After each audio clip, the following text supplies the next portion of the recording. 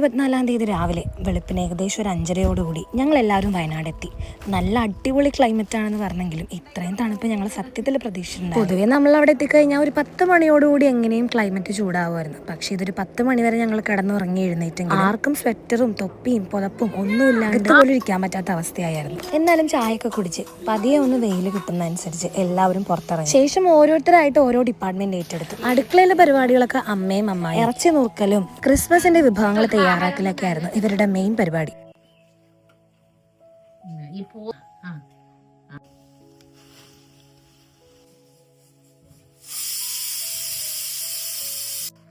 ഇനി പുൽക്കൂടിന്റെ പരിപാടികളാണ് ഗോഡ്സനും അങ്കിളും അച്ചാച്ചനും ഒക്കെ കൂടെ ചെയ്തത്. ഉച്ചയായതും കാന്താരിമുളക് അച്ചാറും പോർക്കിറച്ചിയും ചിക്കനും മോര് കൂട്ടാനൊക്കെ കൂടെ കൂട്ടി ഒരു അടിപൊളി ഊണ്. അങ്ങനെ മുറ്റത്ത് കാര്യമായിട്ടുള്ള ആണുങ്ങളുടെ മേഖലയായിട്ടുള്ള പുൽക്കൂട് സെറ്റ് ചെയ്യലും പരിപാടികളൊക്കെ തകൃതിയായിട്ട് നടക്കുന്നുണ്ട്.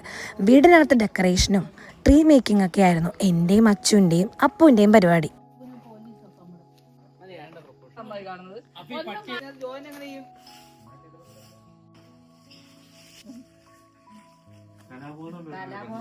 ഇത് ശരിക്കും പഞ്ചായത്താണല്ലോ. ക്രിസ്മസ് ഞങ്ങൾ ഇതിന് മുൻപ് ഇവിടെ കൂടിയിട്ടുണ്ടെങ്കിലും ഇങ്ങനൊരു ഡെക്കറേഷനും പരിപാടികളൊക്കെ ഇതാദ്യമായിട്ടാണ്. അങ്ങനെ ഏകദേശം പരിപാടികളൊക്കെ പിന്നെയുള്ളത് പള്ളി പോക്കാണ്. ഇത്തവണ ഞങ്ങൾക്ക് 10 മണിക്കും 12 മണിക്കൊന്നല്ല 7 മണിക്കാണ് തണുപ്പിന്റെ കാഠിന്യവും മറ്റു പല കാരണങ്ങളും കൊണ്ട് പാതിരാ കുർബാന.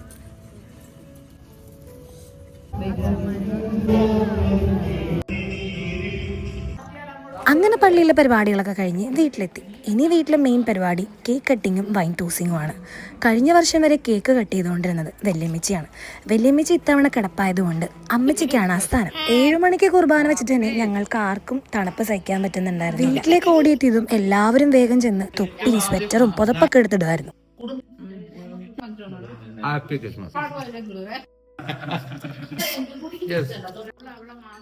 പ്രേക്ഷകർ കാത്തിരിക്കുന്നു.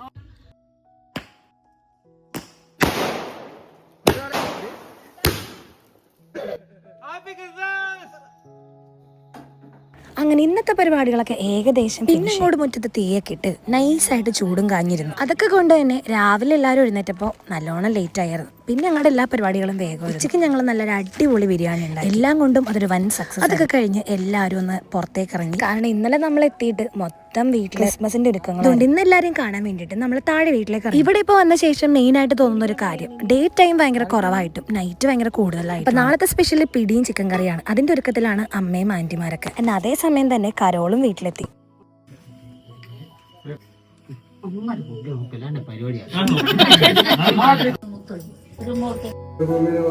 അന്നു വേണ്ട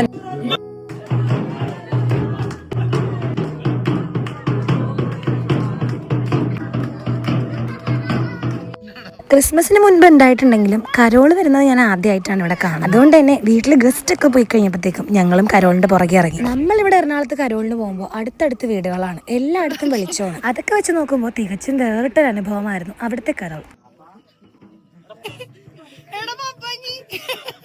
അങ്ങനെ വയനാട് കരോൾ നടത്താനായിട്ട് ഞങ്ങൾ കൊച്ചിയിൽ നിന്ന് കൊണ്ടുവന്ന പപ്പാഞ്ഞിനെ.